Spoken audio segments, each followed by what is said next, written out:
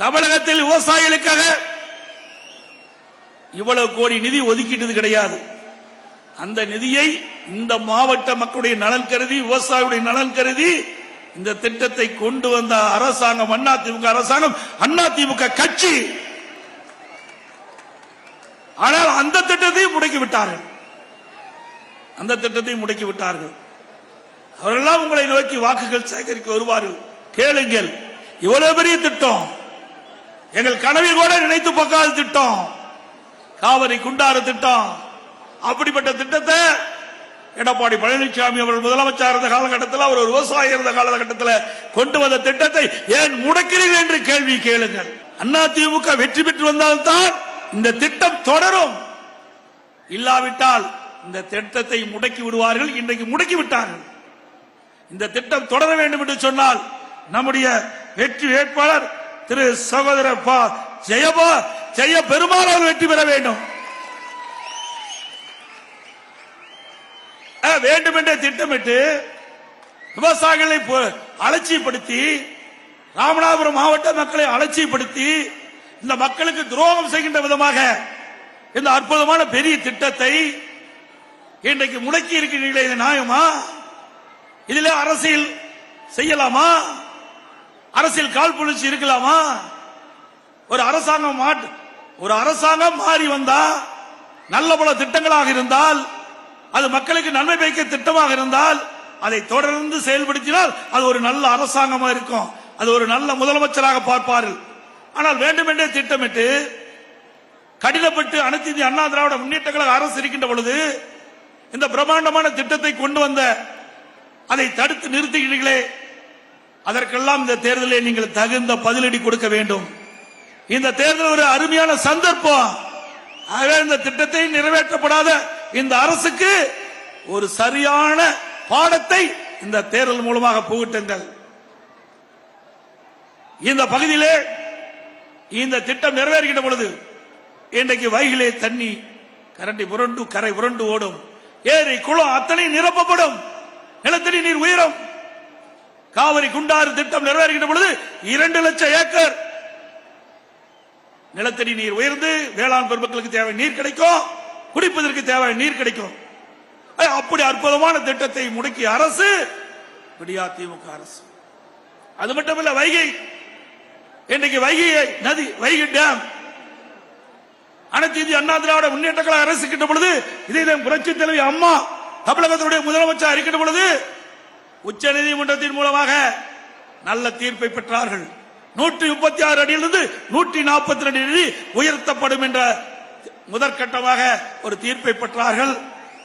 அம்மாவுடைய தீர்ப்பின் அடிப்படையில் 5 மாவட்ட மக்களுக்கு இன்றைக்கு வைகை நதி இன்றைக்கு தண்ணீர் கொடுத்துக் கொண்டிருக்கிறது.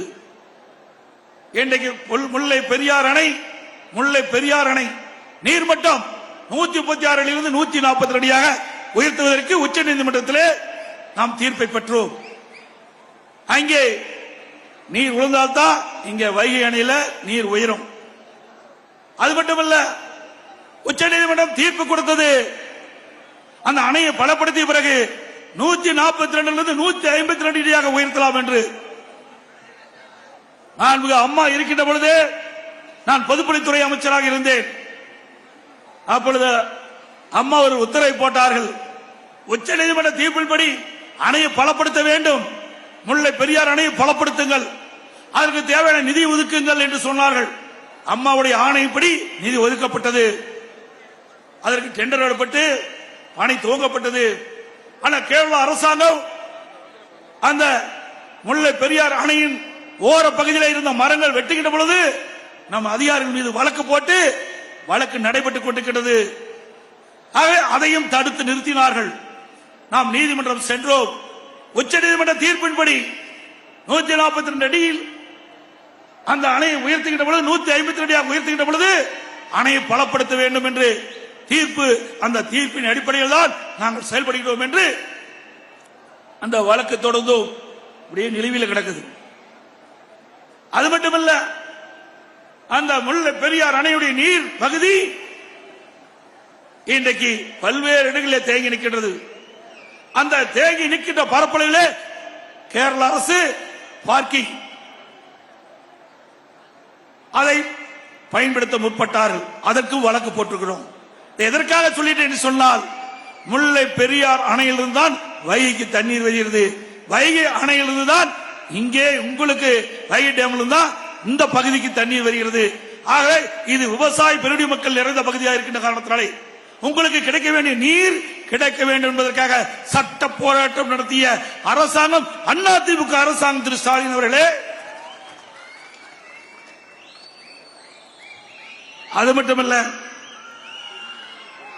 எங்கே கச்சத்தீவு பிரச்சனை, இன்றைக்கு மீனவருடைய பிரச்சனை கச்சத்தீவு. அனைத்து இந்திய அண்ணா திராவிட முன்னேற்ற கழக அரசு இருக்கின்ற பொழுது இதே புரட்சி தலைவர் அம்மாள் தொடர்ந்து வலியுறுத்தினார்கள். மீனவ சமுதாய மக்களுடைய கோரிக்கையின் அடிப்படையிலே இந்தியாவுடன் இருந்த கச்சத்தீவை 1974 ஆண்டு மத்தியிலே காங்கிரஸ் ஆட்சி, தமிழகத்திலே திரு கருணாநிதி அவர்களது தலைமையிலே திமுக ஆட்சி. அந்த காலகட்டத்திலே மத்திய அரசு கச்சத்தீவை இலங்கைக்கு தாரை வார்த்தது. அப்பொழுதே தமிழ்நாட்டு மக்கள் எதிர்ப்பை கிளம்பினார்கள். அன்றைக்கு தமிழகத்தை ஆண்ட திராவிட முன்னேற்ற கழகத்தைச் சேர்ந்த முதலமைச்சர் அதை கண்டுகொள்ளவில்லை. இதனால் மீனவ மக்கள் கடும் பாதிப்புக்குள்ளாயிருக்கின்றார்கள். நம்முடைய மீனவ நண்பர்கள் அந்த பகுதியிலே மீன் பிடித்துக் கொண்டிருந்தார்கள். அதுவும் இழந்து விட்டார்கள். அந்த கச்சத்தீவிலே ஓய்வெடுக்கவும் மலைகளை உலரவிடவும் அதை பயன்படுத்தி வந்தார்கள். இந்த கச்சத்தீவை இந்திய அரசு இலங்கைக்கு தாரை வார்த்த காரணத்தினாலே நமக்கு அந்த உரிமை பறிபோய்விட்டது. இதனால் மீனவ மக்கள் கடுமையாக பாதிக்கப்பட்டுக் கொண்டிருக்கிறார்கள். இன்றைக்கு நம்முடைய மீனவ நண்பர்கள் மீன்பிடிக்க செல்கின்ற பொழுது இலங்கை கடற்படைகள் அவ்வப்போது அவர்கள் கைது செய்யப்பட்டு சிறைப்பிடிப்பது தொடர்ந்து வாடிக்கையாக இருந்து கொண்டிருக்கிறது. அது மட்டுமல்ல, நம்முடைய மீனவருடைய உடைமைகளை சேதப்படுத்துகிறார்கள், வலைகளை சேதப்படுத்துகிறார்கள். அவர்கள் பிடித்த மீனை கடலிலே கொட்டி அவர்களை நஷ்டத்துக்கு ஆளாக்கின்றார்கள். இந்த நிலையெல்லாம் மாற வேண்டும் என்று சொன்னால் மீண்டும் கச்சத்தீவை இந்தியாவுடன் இணைக்கப்பட வேண்டும். அப்படி இணைத்தால்தான் நம்முடைய மீனவ மக்களுடைய துன்பங்கள் அகலும். அதற்காக இதே புரட்சி தலைவி அம்மா அவர்கள் 2008 ஆண்டு அம்மாவை முன்வந்து உச்சநீதிமன்றத்தில் வழக்கு தொடர்ந்தார்கள். இந்த கச்சத்தீவு இந்திய பாராளுமன்றத்தினுடைய அனுமதி பெறாமல் கச்சத்தீவை இலங்கைக்கு தாரை வார்த்தது தவறு என்று அதை மத்திய அரசு திருப்பப்பட வேண்டும் என்று உச்சநீதிமன்றத்திலே 2008 ஆண்டு வழக்கு தொடர்ந்தவர் நம்முடைய இதயம் புரட்சி தலைவி அம்மா திரு ஸ்டாலின் அவர்களே. செய்திகளை உடனுக்குடனும் துல்லியமாகவும் தெரிந்து கொள்ள சப்ஸ்கிரைப் பண்ணுங்க.